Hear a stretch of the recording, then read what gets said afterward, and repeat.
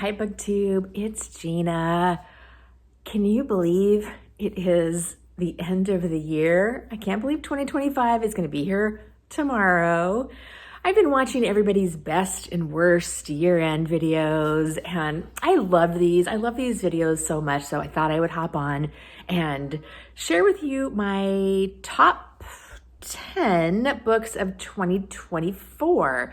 Now, I had kind of a weird reading year this year. I read more middle grade than I usually do, and actually quite a bit of that is going to end up on my worst list. I read some really middle grade this year. Also some really good middle grade that is on this list. I read, I think, 62 books this year, and I generally don't count or set a goal, but I do like to track my books on Goodreads because otherwise I forget what I read. I have a terrible memory. But what I found as I was going through the lists for the year is that I had very few 5-star, I loved it books this year, which is very unusual. So several of the books that are on this list are books I really enjoyed, I liked, but that I didn't love. I just didn't have that many books this year that knocked my socks off. Which is fine. I love when I find wonderful 5-star reads, but I also really, there's a couple on here that are 4-star, but that are so much fun, like mystery series that I don't expect them to be like, but I really, really enjoy them. So I'm gonna share those with you. I also wanted to just mention my new glasses. I feel a little bit like Diane Keaton in the 1970s. They're not prescription, but they're progressive, so I can actually kind of wear them around because I'm to the point now where I really can't see anything without my readers. So I'm doing the take them on, take them off thing. And these are the glasses I normally wear when I'm doing a video. They're a little bit dirty, and I do love these. These are just readers. Oh, I do really like these glasses too. But they're very different. So actually I'll wear these because I can see better with these when I'm trying to set those down, when I'm trying to read and stuff. What do you guys think? Which glasses do you prefer? Neither of them are super expensive. I'm terrible with sunglasses. I hate to spend a ton of money on them because I break them, I lose them. I'm very lazy with them. So anyway, let's jump into the books. And the first thing I want to talk about, one of my funnest discoveries this year is something I discovered this month. I talked about it in my last video, I think. And that is the Gregor Dem Maran series by Jane Haddam. I discovered this on Instagram. Nancy Pearl, the ex-Seattle public librarian who I absolutely adore, recommended this series. It was written in the 90s. It is an ex-FBI agent who lives in the Armenian American section of Philadelphia with like these fun neighbors, and his wife has died. He's struggling with that. It's, the typical angst-ridden detective on some level, and he just gets pulled into these cases. So I don't have a favorite. I've read 4 of the books so far this month. I read them all on my Kindle from the library. That's one of the fun things about an older series is my library has all of them, so I can just get the next one. And I will list them all down below. I think my favorite so far that I've read is, I forgot the name of it. I'll list it down below. It's the 4th book, the one that is set in October. So the first 4 are the holiday series, and the first one was set at Christmas time with a rich family who's, of course, there's a murder.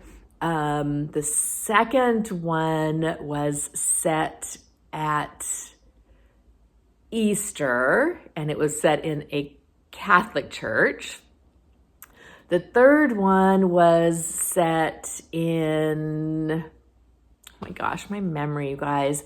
I should have done a little bit better. Wait, hold on. I'm gonna find out. Okay, the third one was set in the 4th of July, and it was all about politics. Really fun. And then that was the third one. And then the fourth one was set in October at Halloween. And that was my favorite because it was set in a liberal arts college. It started out with a character that I really, really enjoy who gets pulled in to teach a class at this college. And so it's set in a college. It's very bookish, and I just absolutely loved it. So that was my fun surprise of the year. I'm just absolutely adoring the series. I will continue it. And yeah, that has been a really, really fun discovery.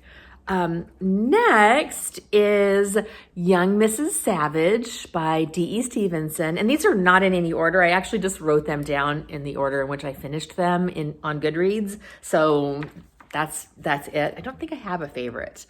Young Mrs. Savage by D.E. Stevenson, which was, it's a book that is filled with those unlikely coincidences, which sometimes can really annoy me. But in this instance, it was done so well and it was so sweet that I absolutely loved it. It's about a single mom who is struggling a little bit. Her brother, who she hasn't seen in years, comes to visit, and they go to their old home at the beach together with all of the children. And of course, there's some romance, and it's a really wonderful book. So I highly recommend that one. I love that one. All right, let's see. Oh, the next one I read on my Kindle was The Borrowers by Mary Norton. And it's a short book, middle grade. I just finished it yesterday. This one I remembered to pick up because Jack over at Spreadbook Joy, who I will link down below, did a video recently about the books she would recommend for booktubers. And the book she recommended for me was The Borrowers. And it was such a fun video. If you haven't watched it, I would definitely go watch it. She pulled books off of her shelves that she would recommend to her booktube friends, and it was wonderful. And for me, it was The Borrowers. And I read The Borrowers when I was a kid. I remember loving it. I wanted to have a little family living in my house. I made shoeboxes with little furniture and left it around, hoping that a family would move in. I loved it. But I hadn't read it since I was a kid, and I just loved it as an adult too. So that was definitely a favorite 5-star read for me. All right, so I think the next books, 1, 2, 3, 4, 5. Oh, actually I have one more that I don't have a hard copy of, and that is Sarah Plain and Tall, another middle grade. This one's by Patricia McLaughlin, and Sarah Plain and Tall is about a woman who answers an ad to be a bride. She lives on the East Coast. The ad is written by a man that lives in the Midwest, and his wife has died and he needs help and he's lonely, and it is such a sweet book. It was also a movie with Christopher Walken and Glenn Close. The movie was as good, maybe even better than the book. I loved the movie. But I also loved the book. It was so sweet. It was absolutely wonderful. So if you need a good middle grade, Sarah Plain and Tall is fantastic. I also read there are additional ones in that same series that feature each of the children, and those were also really, really good. But Sarah Plain and Tall is my favorite. Okay, so now I can ditch the notepad because the rest of the books I have physical copies of. So these were favorites. These will not surprise anyone, are Barbara Pym. So the first is A Glass of Blessings that I have. It's getting a little faded on the back, but I have it in this beautiful hardback edition. And I loved this book. It is about a couple who they're married, so it's not a romance, a married couple who are just kind of getting annoyed with each other, and they don't have affairs, but they have these little kind of flings, and it's just so interesting and well done. And I just, absolutely love Barbara Pym, and I love this edition. And then I also loved this one, No Fond Return of Love. I would say this one is a little bit more typical of Barbara Pym. It is two single women who are kind of just fumbling over, not fumbling, that's not really the right word, but they're just trying to figure out how to live, how to have relationships with other people. This one's really kind of funny. I love this. Let me read the back. Let's see. Our heroine, Dulcie Manwaring, meets Viola Dace, a fellow researcher, and the alluring Professor Alwyn Forbes at a learned conference. Dulcie, I don't know if that's how you pronounce it, subsequently becomes Viola's landlady as well as guardian and housekeeper for her own young niece, Laurel. Laurel becomes the object of Alwyn's amorous designs, while Viola's early passion for Alwyn fades into a more mundane affair. So it's a pretty typical relationship story of Barbara Pym, and I just loved it. All right, so two Pyms. Next is, I've seen this one pop up on a few favorites, and it's on my favorites list too.